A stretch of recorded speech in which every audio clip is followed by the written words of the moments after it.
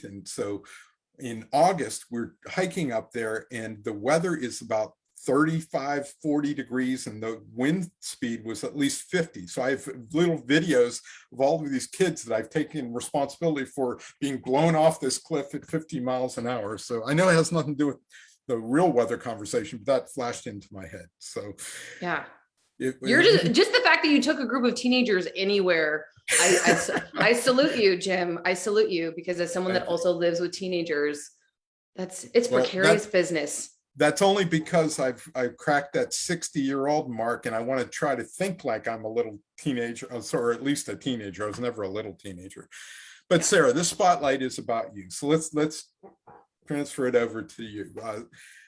You're such a big personality and obviously a leader in the field. So, we might have people watching that are interested in, behavior analysis and want to become a leader. So I'd like to give them little glimpses of who these people are. So tell us about Sarah Trautman from the beginning, like, what got you in, where did you grow up, what's your schooling, what made that click to transfer you into the field of behavior analysis? Yeah. A lot of people don't know this about me. I was born in a small town in Michigan that had a prison, and that's what they were known for. And my parents— You're not from the prison, though. I was not born in the prison, but it had a prison. I was born in a hospital, Foot Hospital in Jackson, Michigan. And my parents moved to Seattle when I was a baby because my dad took a job out of college. And so I ended up growing up in Seattle, and I decided for undergrad to go to Gonzaga University. And my first advisor at Gonzaga, once I declared my major of special ed, was none other than our very close friend, Stephanie Peterson, who was in her first academic position after she finished her PhD. So I have known Stephanie Peterson, who is now the chair of the Department of Psychology at Western Michigan, for over 21 years. That is 21 years. And all of my professors in undergrad were behavior analysts. Most of them had gone to University of Kansas. And I just loved the way that behavior analysis made me understand the world, because to me, it just made sense. Like, wait a minute, I got to take you back, because I didn't know that your professors were from the University of Kansas, because that's where I got my doctoral degree. So is there anybody that I would know that you were professors? Randy Williams was one of my professors. Okay. Tim McLaughlin was also one of my professors. He was they're both older than you now, they're retired. Also Randy's wife, Betty Williams, also was a University of Kansas person. And then another one of my professors, Mark Derby, I don't know if he actually went to Kansas, but he was also at Kennedy Krieger prior to coming to Gonzaga. So I had just great folks. And it's so funny because I am LinkedIn friends with Tim McLaughlin, and he's hilarious. He's so reinforcing. He'll like send me little notes on posts that I make. And I was like, Tim, how's life? And he's like, oh, Sarah, he's like, I am living my best retired life. He's going fishing.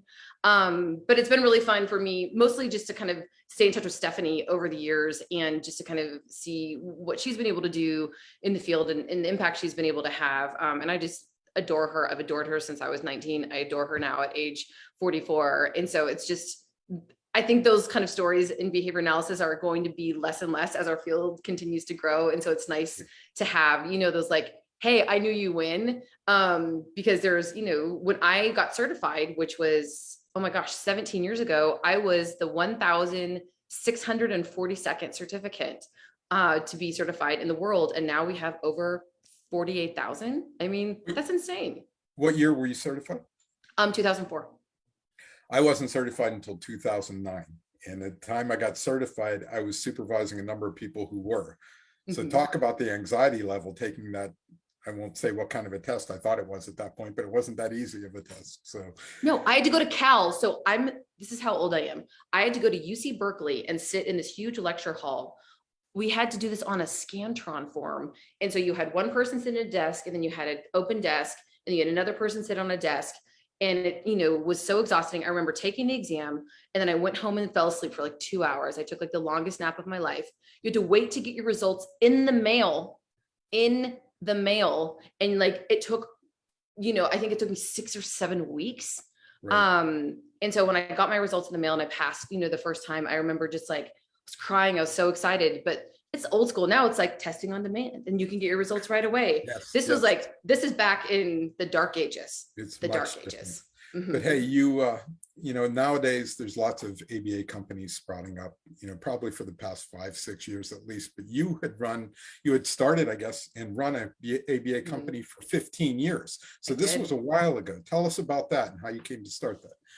Yeah, I mean, I moved to California right out of undergrad from Gonzaga because I was recruited by another Gonzaga alum who was also a special ed behavior analyst to work at Spectrum Center, which is a non-public school in California that serves children and young adults with disabilities that also have challenging behaviors. And so here's another like fun story in behavior analysis. Guess who my boss was? Tyra Sellers.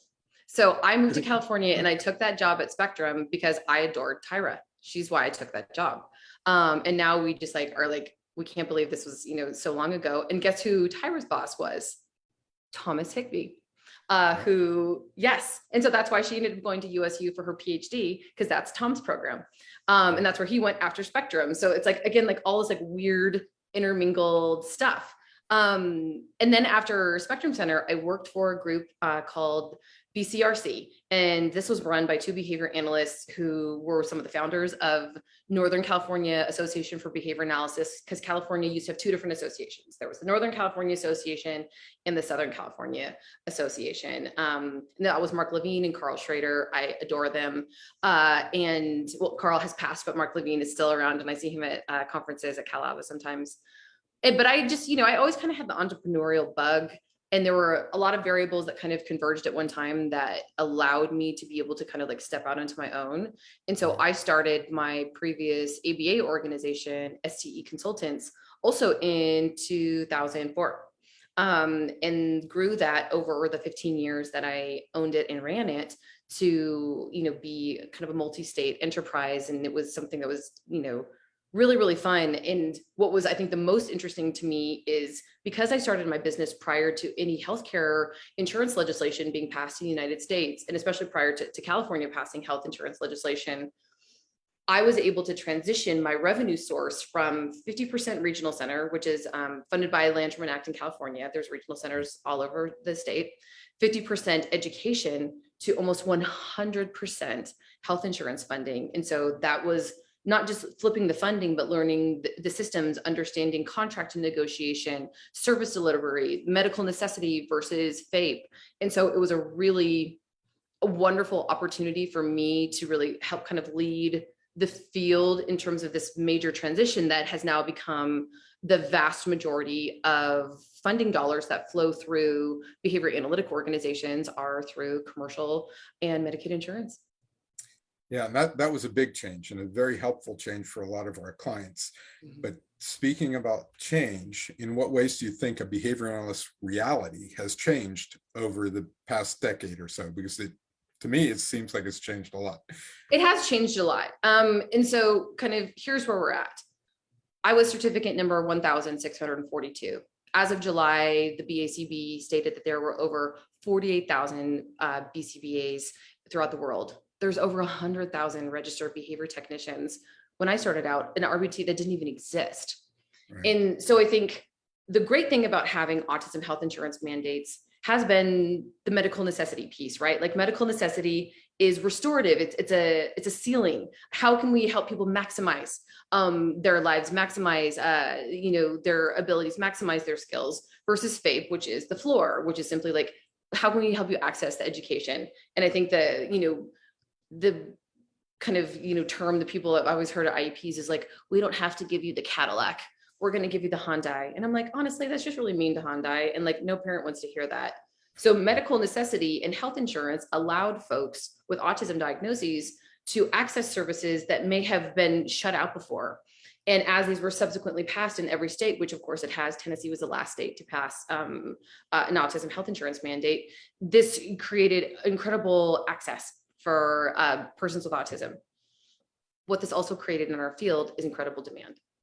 And what we've seen in our field is that we have been trying to respond and are in the midst of responding to this demand but there is current data. Business Wire had a really interesting press release where they talked about the value of the autism services industry, and they valued it at over $2 billion by the beginning of next year. And that likely we're still only serving probably 40% of the folks that could be eligible for services. And so that creates a lot of opportunity, which is why you see so much, private equity, venture capital money, entrepreneurs in this space, because they're like, oh, there's not enough people to do this work, and there's very steady funding. Like, this is a great business case.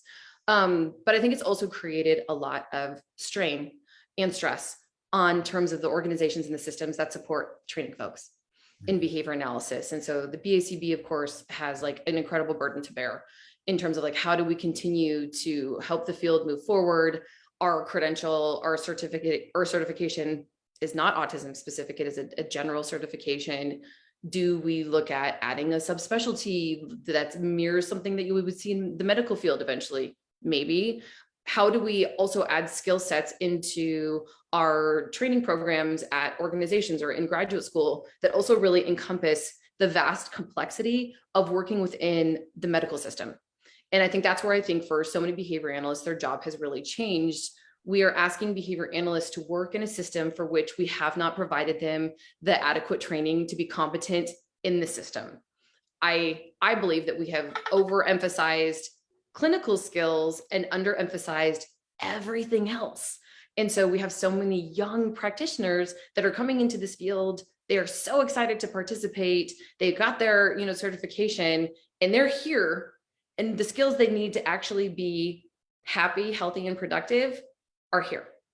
And so it's the distance between those. And I know that the BALC is really focused on this, is how do we help continue to support our field, continue to encourage people to invest the time and understanding into all of this stuff right here that'll actually make you enjoy your job better. It'll make you more productive. If you'll just bear with me, I think we're going to get into that when I talk about your current activities. But okay, before we get there, one of the things I love about you, and people probably shared by people who know you, there might be some people out there who don't know you, but Sarah is so enthusiastic and so forward thinking. And I really, really love that. And I'm wondering if that was part of the qualities that led you to become president of the California Association of Behavior Analysis. Talk about leadership. That's a big organization, and you ended up being president. Tell us about that role, and in what ways did it challenge you, and how did you respond to those challenges as a leader? Yeah. CalABA is, obviously it's the largest state association in the country. California has the largest concentration of behavior analysts and registered behavior technicians in the country. And it also honestly operates one of the largest budgets in terms of a behavior analytic organization. CalABA's budget, especially prior to COVID, was a 7-figure budget. And I got involved with CalABA first in terms of kind of serving on committees and more of an ad hoc role, especially as it relates to health insurance, because that was something that was important to me. I took it upon myself to really learn and understand systems. I took kids to independent medical review and won every single case prior to health insurance legislation passing. And so as I started having, more experiences with folks within CalABA, I'm also someone that really enjoys planning events. I enjoy gatherings, bringing people together.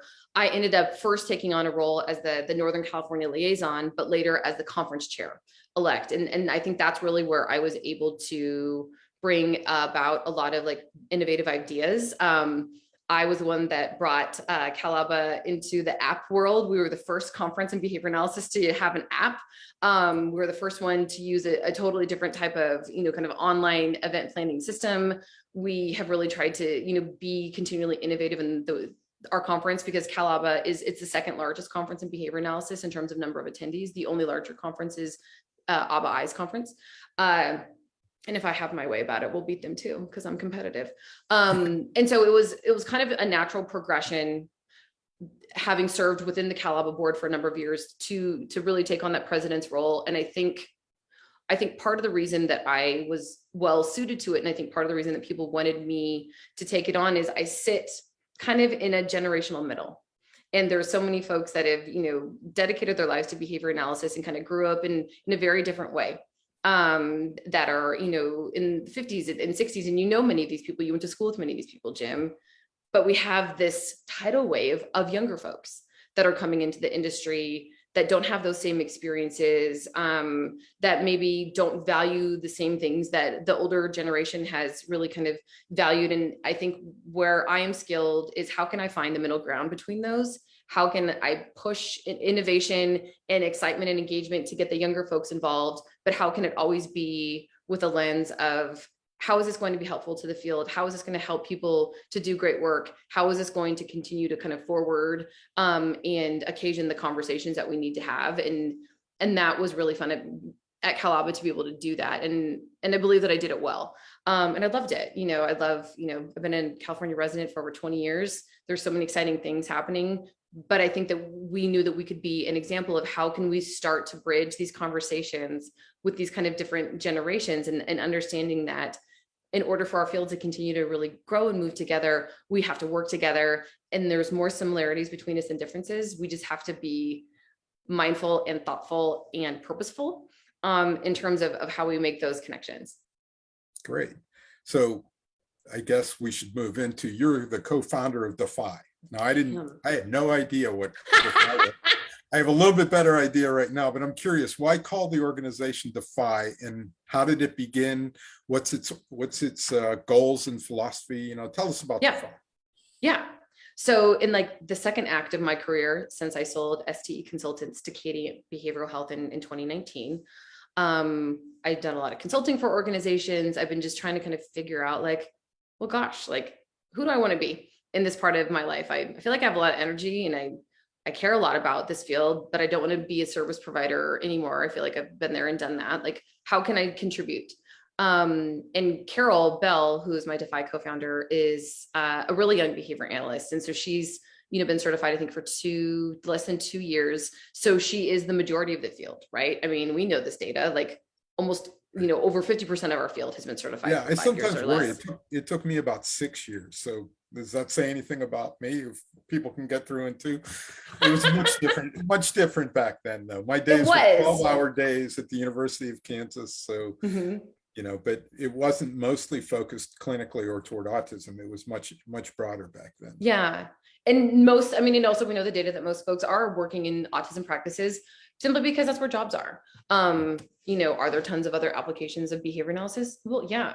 But you got to also go where someone's going to pay you, and they're paying in autism. And so we've kind of, distributed a lot of our folks over there. And one of the things, so Carol and I initially kind of set out to, how can we use behavior science kind of more broadly to impact women and non-binary individuals? Because we're in the midst of COVID and we're like, gosh, people just seem really miserable. Can we offer, some tools and support? But we realized more and more the feedback we kept getting was our audience were behavior analysts. And also the feedback we kept getting were people were just feeling pretty overwhelmed at work. The pandemic, obviously, is one, feature, but like I was talking about earlier, I think the larger issue is that we're asking people to do things that they haven't been trained to do. And there's tremendous amount of pressure, to serve more kids, because we all want to help people live their best lives, and this is ABA has just been such an incredible tool to help folks with autism, just have so many more choices and opportunities to kind of live their best lives themselves. There's a lot of pressure to do this in a financially sustainable way, and because we're in this nascent phase of growth in behavior analysis, our systems haven't caught up to the work that we have to do. So there is frankly a lot of disconnect. In other medical fields, you have a lot more supports available. So physicians or nurse practitioners can have more focused time with patients. But in a lot of behavior analytic organizations, you're doing the intake, you're doing the scheduling, you're doing the behavior analytic work, you're doing the hiring. And so this is just burning people out. It's burning people out. And stressing them. You mentioned a number of skills that are not part of the normal training package for a behavior analyst. The leadership skills alone are just imagine that you have a young or a newly or a behavior analyst with few years of experience now put into a leadership role to supervise, a team of people. And, while we could use the science to kind of guide us, those are not easy things to do. As I'm sure having run a company, it's probably one of the more difficult things to do is to manage adults rather than clinically Yeah. manage young kids with autism, right? Sure. Well, and I think like what we've done in our field, and we're not the only ones that have done this. This happens a lot in nursing too. We think like, oh, you're a great behavior analyst and clinician, so that means that you'll be an effective Good. leader. Right. Different Right. skill repertoires. Like, Totally different. Yep. yeah, and just like we know that we need to have, meaningful training, and we need to use behavior skills training and be systematic to help train these skills, but everyone is busy, no one has time. And so again, we're just kind of like, hey, I need you to just kind of like sink or swim on this. And for some people, they'll rise to the challenge and they'll kind of figure it out. But for a lot of people, it's more difficult. And so I think what happens is sometimes we end up having people that could actually be great leaders, but then they aren't allowed to realize it because they just needed some more support and training. They needed a place to be able to understand some of the skills that they don't have that would help them to do better. They needed to have more, connection to other folks. And so Carol and I decided 3 months ago that we really wanted to focus on the specific issue of clinical burnout. And we like the name Defy because part of this is, of course, Jim, you know me, I'm very creative. So Defy, that was my call. And the reason I like this is because I've always been slightly subversive. And, I think sometimes you got to like defy the norms. You got to defy yourself. You got to defy your own expectations or defy what you think your limitations are in order to really do something great, in order to rethink something, in order, to be able to evolve and be someone better. And that's why we liked that word. Not because we're saying like break the rules, but it's more about inward. Is like, how do you know who you can be if you've already kind of engaged in this like identity foreclosure? Adam Grant uses this term a lot. Like, why are you closing the doors on like this whole wide world that you could, and this whole life that you could live? What if you just kind of rethought stuff? What if you looked at things differently? And again, like kind of defying those norms and expectations is, I think, a freeing concept. And so we've really been working on how can we provide a community that's engaging and fun, where people feel like they can be their whole selves, and we can really kind of delve into some of these issues. And a lot of them are really personal, in terms of like your own mindset, how you continue, especially like acceptance and commitment therapy can be really helpful here. Like, life is hard. How can you continue to live your values through it?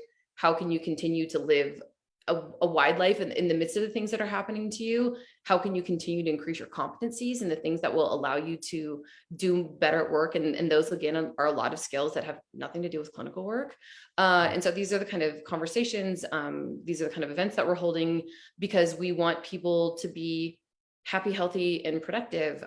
This work is great work. And I fundamentally believe that you don't have to, be miserable and sell your soul in order to help others. I think that you can take care of yourself, and for people that know how to take care of themselves and to be well, it makes you a better clinician, which means that your clients or the recipients of your service are going to have better outcomes. And I think that that's what we all want. I hope everybody heard that, because I think that is so important. But let me focus this back to this leadership thing, because I think the advice you just gave is good for anybody, for any of behavior analysts.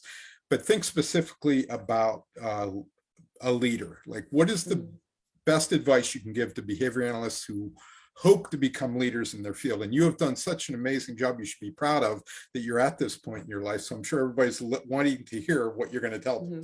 Yeah. So if you want to become a leader in the field, I can't underscore the importance of having mentors. And also, I'm a big fan of establishing a personal board of directors, of having people in your life that might be in various different relationship with you to help speak truth to you in a way that you can hear it, and to help show you potentially maybe some of the blind spots that you have, and to keep you honest. I think the challenge with so many leaders is how do you, like, Nasia, my friend Nasia just spoke at WEBA, and she gave a keynote address talking about humble leadership. It's like, how do you, because leaders, you have to be confident. You have to have competency in the things that you speak about. Because if you're a leader, that means that people look to you as someone that understands things. But I think that can also easily turn into cockiness, or, being able, like, looking down on people and thinking that they're less than, maybe because they don't have the kind of same status as you.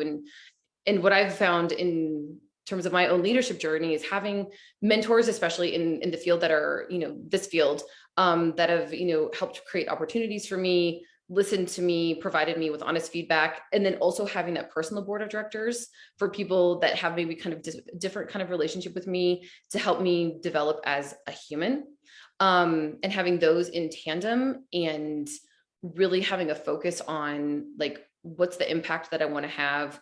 Why is this important for me? And aligning this with being clear about like my values and how I can live my values through the leadership efforts that I have or through the activities that I do. That's been really critical. I mean, anyone can be a leader in anything, right? I mean, leaders are people that are willing to take risks. Leaders are people that are willing to put themselves out there, even sometimes if people don't like it. And trust me, I get a lot of people that don't necessarily prefer my leadership style. And like, that's okay. I'm not for everybody. We'll have to do that on another spotlight. Totally. But I think that the mentorship within your discipline, the board of directors, and I have a whole like talk I do about this in terms of like, what does that look like to have people to really help you develop as a person, and that clarity of values in terms of like, what's the kind of life I'm trying to live, and then how can I live into that through the leadership activities or the leadership positions that I choose to engage in. That's great. And we're getting a little short on time, but I can't end without asking what's next for Sarah Trautman? What's next for Defy? What's going on? Oh, we got a little dance going on there too. Yeah, what's next? Okay. Yeah. So she's yeah, excited about what's coming next. Yeah. So for Defy, we have an in-person retreat that's coming up in Scottsdale, November 1st, 2nd, and 3rd. And people can go on our website if they want to learn a little bit more about that. We're doing things, defiantly in kind of a creative way. It's not a conference, it's a retreat. So check it out. But we're also partnering with the BALC because y'all have your. As if I didn't know that, but yes. I know. You're like, I just teed that right up. I just teed it right up. Yeah. So we will also we'll be in Miami. And we're going to be hosting an event on Saturday. What is that? March 5th, Saturday? March 5th. I think it is. Yeah, like TBD in terms of what we want to do exactly, but we want to be able to offer something for the attendees of the BALC conference that will be a great way to connect with other, behavior analysts, to have some fun. And so this is, we're deeply excited about this. So we will be, participating in the conference, and we are excited about our retreat, and we have some other kind of smaller in-person events that we're starting to roll out, because Jim and I were talking before we got on Facebook Live. Like, it's fun to do like these kind of conversations, but folks are just still kind of really wanting, I think, to see each other. And so to the extent that we can live our best vaccinated and like health conscious, lives through the Delta variant, we're here, and we're just excited to support other organizations that also want to help behavior analysts to excel in all ways in their lives. And the BALC, I think, has a really great platform to really help move the field where I think it needs to go. Okay, so since Sarah did bring it up, the BALC is having a conference, as you mentioned, in March from 2nd to 5th in Miami. We have 4 tracks. We have clinical leadership, business leadership, behavior analysis after hours, and you can imagine what some of those activities are, and behavior analysis in the academy, which is going to be dealing mostly with teaching behavior analysis and how we should go about that. So we have some great leadership tracks, and we hope you guys will all join us. So I want to end now. I'm going to ask Sarah to hold on while I conclude, and thank everybody for joining us for our spotlight. Sorry about the take 2 little error in the beginning, but it'll be memorable for us anyway. So let me share our final screen. So the Behavior Analyst Leadership Council thanks you for attending, wants you to come to our conference if you can get to Miami. So remember, thanks for attending, stay safe, and be well, everybody. Okay. Yay.